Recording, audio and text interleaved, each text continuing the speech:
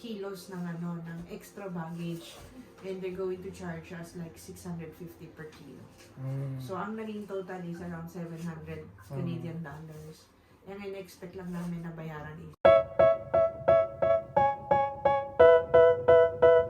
Welcome, Islanders! So sa video vlog na to, i-share namin yung weather ng pagdating namin. I-share namin yung adjustment sa jet lag. Yes. And how is the community here in Sydney, Nova Scotia? Yes. so far. So far, yes. And another topic would be yung travel experience namin.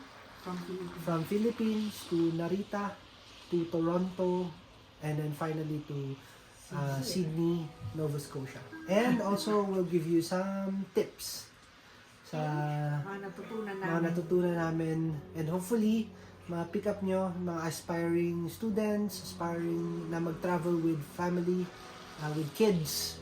So, maybe you can take note of mga things na i-share namin. So, we moved here in Canada as an international student.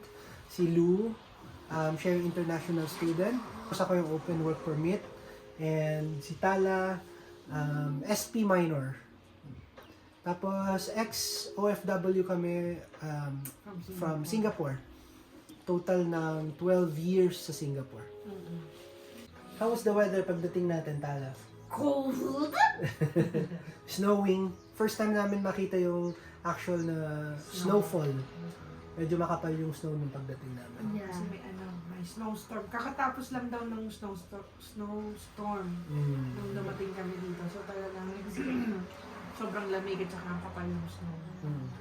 Tapos na-meet namin yung isang Filipino dun sa airport. Si Kuya Ferdinand. Or si parang Ferdinand. Shout out Kuya. Yun pala good thing kasi kahit malamig, prepare namin sa carry-on baggage namin na meron kami at least winter jacket. Isang winter jacket para kung ano man weather na madatnan namin, at least ready. Medyo unpredictable yung weather kasi kahapon ulit nag-snowstorm. Pero a day before that, maaraw siya. So ngayon, medyo okay naman, wala siyang snow pero as you can see outside, medyo mahangin and pakapal yung snow. Malamig ang hangin dito. Antayin natin siguro mag-change yung weather, yung season ng weather. Supposedly it's summer na pero ito daw yung last snowstorm for this season. So looking forward sa araw na yun.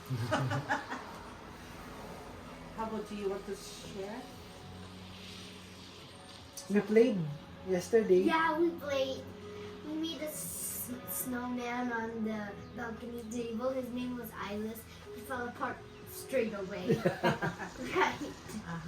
And we did snow fight. Ano tawag yan? Snowball fight. Snowball fight. Para kami mga bata kasi talagang first time namin na nakakita ng snow. Tuwa kami.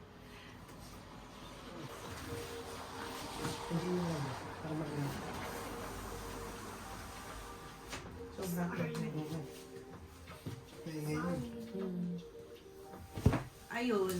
So meron kaming stopover sa Japan na 12 hours. Usog ka nga. Yes. So, ang next na i-share namin is yung adjustment sa jet lag. So, after 40 hours na travel, bugbog yung katawan mo. And, Gulo-gulo yung body clock mo. gulo-gulo yung body clock mo. So, kailangan mo lang gawin is really rest. Kami, pagdating namin is sa Sydney, Nova Scotia, pagdating namin it's 12 midnight. And of course, nag-taxi pa kami. Kumain saglit pagdating ng bahay. So, mga 3 na kami naka-settle and naka-sleep. Tapos, nagising si Lou ng 7 a.m. din. Siya yung una nagising. At tapos, sa hapon makakatulog kami like after lunch. And then, magigising kami ng 12 midnight, 1 a.m., 2 a.m., 3 a.m. Hindi ka talaga magiging productive kasi yung katawan mo mismo yung magsasabi sa'yo na ipahinga mo talaga. Ewan ko i-force. Kung kaya, okay lang rin. Kasi yung ginagawa minsan dito ng mga nakakasama. kumuha ng mga documents nila, mag-open ng bank, at saka ng security number nila. It can wait a little bit. Kasi kailangan mo rin mag-listen sa katawan mo. Baka magkasakit ka pa kasi sa travel mo. I'm sure yung immune system mo bumaba na eh. Talagang prone ka sa sakit and then the weather is cold. So, pahinga lang muna. It's okay to rest. Eventually, nagawa din naman natin yung kailangan natin gawin. Nakakuha din tayo ng SIN number, nakapag-open na kami ng bank account, nakapunta na rin kami natawagan na namin yung MSI for our government insurance Healthcare. or healthcare pala. And nakapag-unti-unti nakapag-apply na rin online. And let's see what the progress is. But that's for another vlog. So, we will talk about Community. So how do you find the community here, Be? When we went outside, did you meet any people? Yeah. The people here are nice. They say hello. They're happy. Yeah. Always smiling, right? Ano sila, polite sila dito. So, pag nagka-eye contact kayo, kung hindi mo kakilala, naglalakad kayo sa labas, they're going to say hi to you and smile. And also, what I like is yung Filipino culture. Then, we're staying in a house where we share the place. They're very, very accommodating. They're very friendly. So warm. So warm. Just to highlight yung mga tips. Number 1, AirTag if you can, if you're an iPhone user. So, lagay nyo sa mga gamit nyo. Lahat sa bagahe namin, hand carry, ganyan. Just for us to track yung mga gamit. Kung nasaan na sila, kung sumasama ba sa eroplano, nakikita namin sila. Although, wala kang magagawa kung naiwan, pero at least may peace of mind ka na pwede mo sigurong sabihan yung airline crew kung naiwan or mag-inquire. No, I think makakatulong din yun sa airline kung saan naiwan. Para mas yes. madali nilang mahanap. Tama. At least masabihan mo sila, nandito yung information. Good thing lang kasi talagang parang common yung may nawawala or may naiiwan na luggage. Kaya naging proactive kami gumamit ng AirTag. It's really helpful. Sabi nga nila nung nakarating kami dito, swerte namin kasi yung luggage. Sama-sama yung luggage namin dumating. This is... Second is yung clothes to wear. Yeah. So make sure na comfortable yung clothes na suot nyo. Siguro wag na magmaong kasi sa amin naka-jogging pants lang kami. Also sa shoes, kasi sila tinatanong nila kung naka-boots ka or naka-runner shoes ka. So if you don't want to be hassled na remove mo pa yung shoes mo, mag-runner ka na lang muna kung ano naman, kaya naman. Kasi pag boots talagang pinapatanggal nila sa airport security. Ayun, make sure na relax yung damit. And then also yung mga pang winter clothes ganyan or pang malamig, dun sa hand carry nyo lang ilagay. Para ready siya sa next destination. And also maglagay kayo like change of clothes. Like maybe 2 to 3 pairs kasi hindi mo alam minsan na didelay nga yung arrival nung check-in mo. So, at least may pampalit ka. And also, if you have a long layover, may pampalit ka rin pag nag-freshen up ka, nag-shower ka. Yeah. And get travel insurance. Get travel insurance. I think that's what gave us peace of mind kasi talagang common daw ang mga lost baggages and all. Mga canceled flights. So, it gave us peace of mind na may insurance kami. Na may claim kami kung sakaling magka-issue. Meron kami Kinuha lang namin through GCash. Very, very easy process. Any tips for them? If you're traveling with like kids or like friends that have kids, make sure to bring stuff like bags, What's inside the bag? like stuff like snacks or like plastic in case we, Get sick. Yeah. 12 hours flight namin from Narita to Toronto. As in, like may 4 hours pa kami, nagugutom na siya. Wala kaming dala. And hindi pa sila nagsiserve Hindi pa nagsiserve ng next food. meal. Taste So talaga ganda. nag-taste ganda siya. Ito, bring. Like lalagyan ng tubig. Yeah. You can refill sa airport, madaming mga refilling station. Yeah. Kasi sayang talaga, tsaka mahal lang mineral water. Oo. How much was it again in Japan? Nakalimutan ko. Pero medyo expensive ang tubig. Mahal yung Yeah. tubig. From Narita to Toronto, pina-check-in na nila yung ano natin, yung carry-on natin. Diba? Tama ba? Mm. So, kung ganun, just be ready na kuhain yung may mga essentials nyo dun sa travel dyan. Mm. Documents nasa backpack. Oo. So, ang style namin pala, one, yung 10 kilo na rolling Oo. hand carry. Second is may backpack kami. Yeah. And then third is kami ni Mami may Personal bag. purse kami. So, lalagyan yung parang body bag.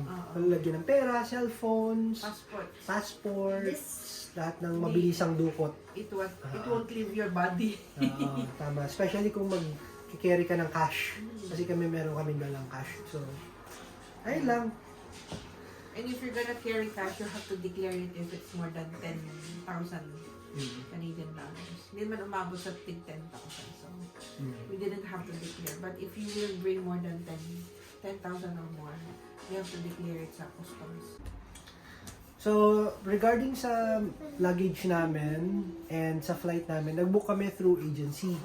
And then, through agency, ang advice nila is to get One more time. extra luggages sa mismong airport na So, upon check-in. upon check-in. And nagbigay sila ng quotation kung how much yung ine-expect namin na babayaran doon sa airport.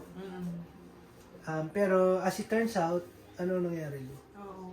Supposedly kasi, yung quote nila per 23 baggage na yon, 23 kilo baggage. But then when we get to the airport, sabi nila, they need to charge us per kilo doon sa extra baggage namin. So we have two boxes na, no? So it's a total of 46 kilos ng ng extra baggage, and they're going to charge us like 650 per kilo. So ang naging total is around 700 Canadian dollars.